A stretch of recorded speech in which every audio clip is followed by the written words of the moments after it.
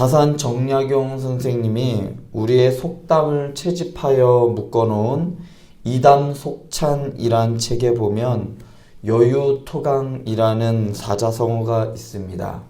이 말의 원래의 뜻은 여즉여지, 강즉토지라는 말의 줄임으로 부드러우면 삼키고 강하면 뱉는다라는 말입니다.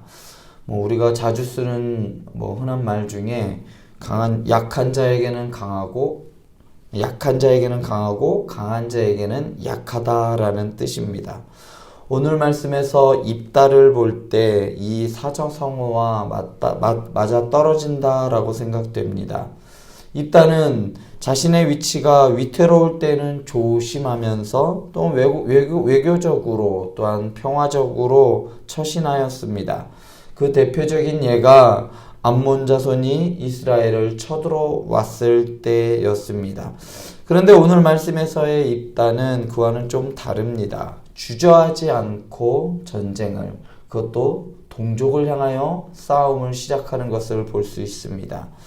세상의 강한 자 앞에서는 한없이 고개를 숙이지만 정작 약한 동족에게는 전쟁을 벌이는 것도 주저하지 않는 이러한 모습이 오늘 입다에게 보여지는데요. 오늘 말씀을 통해 이러한 입다의 모습과 처신을 통해서도 우리에게 입다의 모습이 있지 않은지 살펴보고 또한 어떠한 모습으로 믿음의 공동체를 세워가야 할지 한번 생각해보는 시간이 되었으면 좋겠습니다. 오늘 말씀의 시작은 기드온의 이야기를 떠올립니다. 사사기 7장 마지막에 보면 미디안의 두 수장들의 목을 베고 전쟁에서 패해 도망가는 미디안 군사들을 쫓아가서 크게 승리하는 장면이 나옵니다. 그리고 8장에 넘어가자마자 에브라임 지파 사람들이 등장합니다. 이 에브라임 사람들이 산에서 기드온이 전쟁을 하는 것을 이렇게 쳐다보고 있습니다. 기드온이 내려와서 좀 도와달라고 이야기할 때 에브라임 사람들은 못 들은 척합니다. 그러다가 이제 전쟁의 승기가 완전히 기드온에게 넘어와서 미디안 사람들이 도망하기 시작하자 그제서야 내려옵니다. 그래서 뒤를 쫓고 있는 기드온에게 내려와서 말합니다. 야, 미디안과 싸우는데 왜 안 불렀어? 이렇게 이야기합니다. 12조이죠. 너네 왜 안 불렀어? 우리 정말 열심히 싸우려고 그랬는데 너 왜 나 따돌렸어? 이러한 말투였습니다. 이렇게 시비를 걸면서 에브라임 지파가 노리고 있던 것은 그 전쟁의 공과 전리품을 취하기 위함이었습니다. 이때 기드온은 이스라엘에서 가장 크고 강력했던 에브라임 지파와 싸우는 것을 피하기 위해 그들의 요구대로 전쟁의 공을 그들에게 주었고 전리품마저도 그들에게 내주었습니다. 손에 피 하나 묻히지 않고 앉아서 미디안의 전리품을 챙겼던 에브라임은 그때의 기억을 오늘 말씀에도 떠올렸습니다. 지난번 기드온을 겁박했을 때처럼 서출 출신의 별 볼 일 없는 입다도 기드온처럼 순순히 전리품을 내놓을 것으로 예상했습니다. 더욱이 기드온에 비하면 이 입다라는 인물 자체는 집안에서도 쫓겨났고 그 세력은 별로 미미해 보였기 때문이었습니다. 소위 만만해 보였겠죠. 그래서 그들은 기드온 때보다 더 강력하게 협박을 합니다. 암몬 자손과 싸우러 건너갈 때에 어찌하여 우리를 불러 너와 함께 가게 하지 아니하였느냐. 이 말의 뜻은 우리도 참전 부르면 우리도 싸우려고 했는데 우리 빼돌리고 너네끼리 싸웠어. 왜 그렇게 했어? 라는 의미입니다. 그런데 이전에 기드온에게는 단순히 왜 부르지 않았냐라고 말하면서 우리가 좀 섭섭했어 라는 이러한 의사를 보여주었다면 이번에는 그와는 다르게 반드시 불로 너와 네 집을 불사르겠다 라고 위협합니다. 여기에는 이런 의도가 있었습니다. 야, 기드온도 내놓았는데 니까짓 게 안 내놓을 거야? 너라고 별 수 있어? 라는 생각이 깔려 있습니다. 이렇게 겁박하여 더 많은 전리품들을 빼앗아내려는 얻어내려는 심산이 깔려 있었습니다. 그래서 너와 네 집을 불사르겠다라고 위협하였습니다. 이 말이 입다를 자극하였던 것 같습니다. 사실 이 집이라는 단어는 단순히 우리가 살고 있는 집을 의미하는 것뿐만 아니라 집안 혹은 가문을 의미하기도 합니다. 에브라임 지파의 위협은 입다에게 자신의 그 가문에 대한 위협으로 들렸습니다. 사실 입다는 가문에 대한 컴플렉스가 있는 사람이었습니다. 왜냐하면 자기 출신 자체가 서자였기 때문에 집안에서 내쫓김을 받았어요. 무시를 당하고 내쫓김을 당하고 지역에서조차 공동체에서조차 내쫓겨 다른 곳에서 살아갈 수밖에 없는 그러한 상황을 자기 집안 때문에 그는 겪었기 때문이었습니다. 그렇기 때문에 집안에 대한 집착이 있을 수밖에 없었습니다. 그런 입다에게 에브라임 지파의 위협적인 말은 선전포고로 들려졌을 겁니다.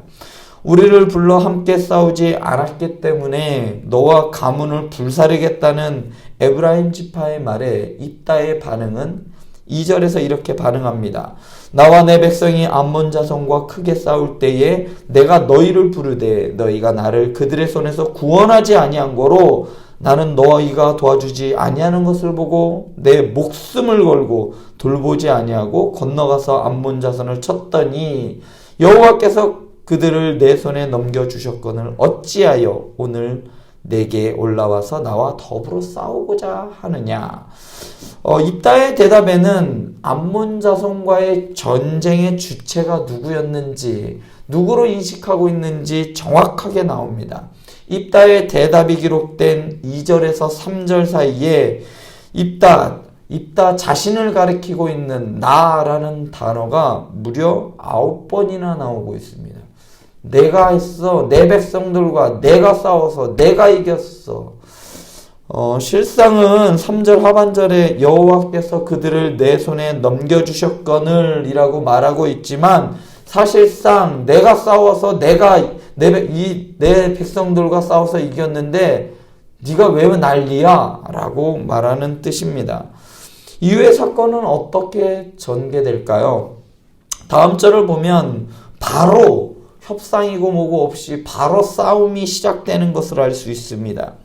얼핏 보면 입다가 에브라임에게 자신의 상황을 설명하는 것처럼 보이지만 에브라임의 답변 따위는 들을 생각도 안 하고 바로 사람들을 모아 싸움을 시작한 것을 알 수 있습니다.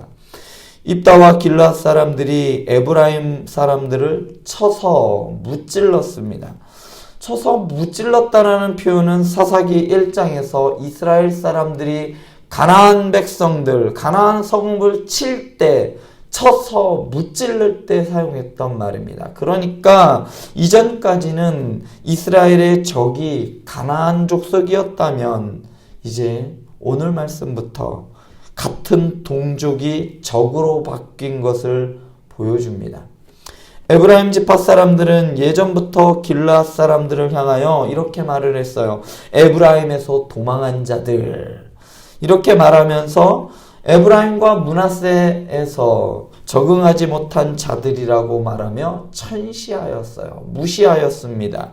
여기서 도망한 자라는 말의 뜻은 사실은 주인의 허락 없이 도망한 노예나 천한 사람들을 말하는 거예요. 그러니까 야, 우리 밑에서 있던 그 니네들 종살이 하던 너네 그 도망갔던 너네들 아니야? 라는 의미이죠.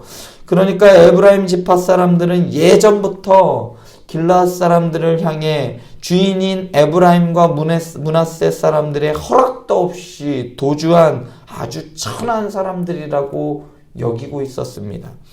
이렇게 기존부터 쌓였던 감정들이 입다로 인하여 분출되었던 겁니다.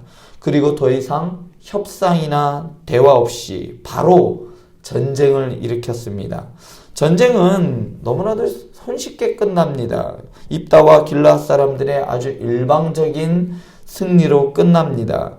입다와 길앗 사람들은 에브라임 사람들의 도주 경로를 막기 위해 요단강 나루턱을 점령하였습니다. 사실 이곳은 이전 전쟁에서 모압 사람들을 건너지 못하게 하여 그곳을 막아서 크게 승리하였던 곳이고, 기드온의 호출을 받은 에브라임 사람들이 도망가는 미디안 사람들을 잡기 위해 점령했던 곳이기도 합니다. 에브라임은 이전에는 쫓는 자에서 이제는 쫓기는 자가 되어서 그들이 대승을 거두었던 요단강 나루턱에서 아주 비참한 최후를 맞게 되었습니다. 이때 길르앗 사람과 에브라임 사람을 구분하기 위해서 한 것이 쉿볼렛과 싯볼렛의 발음을 하게 하는 것입니다. 이것이 되게 뛰어난 것처럼 보이지만 너무나도 말도 안 되는 방법으로 사람을 간단하게 그냥 죽이는 거죠. 예전 개역 성경에는 쉿볼렛과 싯볼렛의 위치가 바뀌어 있습니다. 지금의 싯볼렛이라고 표기된 곳이 쉿볼렛으로 되어 있었어요. 그 이유는 후대 학자들에 의하여 연구된 바에 의해서 바뀌어진 것 같은데요. 이렇든 결국은 발음을 통해서 사람을 구분해서 죽이는 것은 입다라는 사람 자체가 말의 사람이고, 그를 따르는 길르앗 사람들도 입다와 닮아 있다라는 것을 보여주는 예로 보여집니다. 그리하여 에브라임 사람들이 이곳에서 42,000명이나 죽었습니다. 이 숫자는 사사기에 나오는 그 어떤 전쟁 속에서도 가장 많은 이스라엘 사람들이 죽은 숫자입니다. 에훗과 기드온의 이야기에서 요단 나루토를 봉쇄하는 작전은 적을 치기 위한 아주 훌륭한 전술이었지만, 이번에는 동족인 에브라임 사람들을 꼼짝 못하게 만드는 아주 잔혹한 전술로 변해 있었습니다. 이 모습을 통해 우리는 이스라엘 공동체가 점점 타락하여 결속력이 약화되고 내부적인 갈등이 깊어지고 있음을 우리는 확인할 수 있습니다. 타락한 이스라엘은 하나님의 도우심 속에서 승리한 전쟁을 동족 간의 전쟁으로 변질시켰습니다. 그 중심에 바로 입다라는 인물이 있었습니다. 그런데 어떻게 입다가 이렇게 되었을까요? 결론만 놓고 본다면 입다는 이스라엘을 암몬의 손에서 구원하였습니다. 그러나 개인적으로는 딸을 죽음에 이르게 했고 후손을 얻지 못하는 비극을 맞이하였습니다. 민족적으로는 지파 간의 내분이 일어나는 단초를 제공하여 서로 죽고 죽이는 이러한 참극을 벌어지게 하였습니다. 아이러니하게도 입다는 요단강 저편에 있는 지파들에 속한 자로 인정되었고, 쉿볼렛의 사람이 아닌 싯볼렛의 사람이었습니다. 그런데 여러분 한번 생각해 보시기 바랍니다. 입다는 사사였습니다. 사사는 어느 한 지역을 위한 사사가 아니고 한 가문을 위한 사사가 아니라, 사사라고 세워진 사람은 이스라엘 전체를 위한 사사입니다. 다른 사람들이 사사로 세워졌을 때 이스라엘에게는 얼마간의 평화의 시간이 찾아왔지만, 입다의 경우에는 이스라엘에 어떠한 평안도 주어지지 않았습니다. 그것은 그가 동족 간의 전쟁을 일으킨 원인이 여기에 있기 때문입니다. 이스라엘을 위해 싸우고 이스라엘을 위하여 다스려야 할 사사가 자신의 집안을 지키기 위해 싸우고 대적하는 동족 이스라엘을 학살하였습니다. 동족을 죽이고 죽이는 곳에 평안이 있을 수는 없을 것입니다. 그것은 당연한 일이겠죠. 입다에 대한 에브라임의 편견과 판단, 그리고 욕심에서 비롯된 비극은 이스라엘 지파 간의 싸움의 불씨가 되었습니다. 여러분들 한번 스스로에게 질문을 한번 던져보시기 바랍니다. 나는 행복한 교회 공동체 안에서 구성원들인 성도들을 어떻게 판단하고 어떻게 대하고 있는가? 나와 다르다고 해서 다른 사람을 무시하지는 않는지, 혹은 입다처럼 용서하지 못하여 공동체를 해치는 모습이 있지는 않은지 한번 살펴보았으면 좋겠습니다. 이스라엘이라는 공동체가 불신과 무지로 무너지는 것을 보면서 우리 행복한 교회 삼위일체 예배 공동체를 세우기 위하여 내가 무엇을 해야 할지 오늘 이 아침 곰곰이 생각해보고 그 일을 실천해보는 하루가 되시길 바랍니다.